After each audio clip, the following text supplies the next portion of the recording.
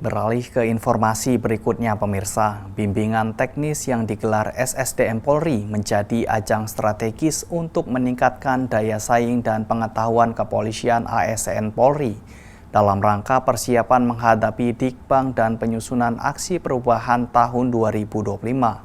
Kegiatan ini berlangsung di Hotel Grand Kemang, Jakarta Selatan pada Senin 11 Agustus 2025.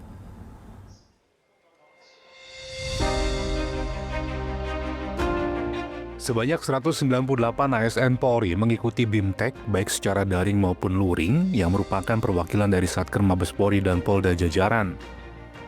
Sebagai salah satu narasumber, Ketua Dewan Pengurus Korpri Polri Dr. Niken Manohara menegaskan bahwa ASN Polri perlu terus mengembangkan daya saing di tengah tuntutan dinamika organisasi Polri. Dukungan Korpri ditujukan untuk mendorong ASN Polri menjadi SDM yang unggul, kompetitif, dan memiliki peran strategis dalam institusi. Tadi kami memberikan banyak hal tentang perlunya seluruh ASN Polri bisa unggul, berkompetisi, dan menang dalam setiap persaingan baik kemampuan dan kedudukan di Polri ini. Harapan saya PNS Polri bisa bersaing dan tetap unggul, makin eksis, dan memegang peranan penting di institusi Polri ini. Semoga ASN Polri juga jumlahnya bisa banyak dan bertambah, mengingat sekarang jumlahnya makin sedikit. Jadi walaupun sedikit, ASN Polri tetap menggigit ya, berkompetisi dimanapun berada.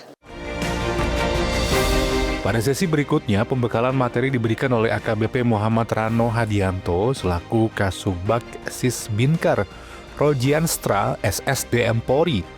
Materi terkait tes pengetahuan kepolisian menjadi bagian utama dalam persiapan ASN mengikuti tahapan Dikbang, baik tingkat pertama, menengah, maupun tingkat tinggi. Baru saja kami menyampaikan bimbingan teknis terkait tes pengetahuan kepolisian.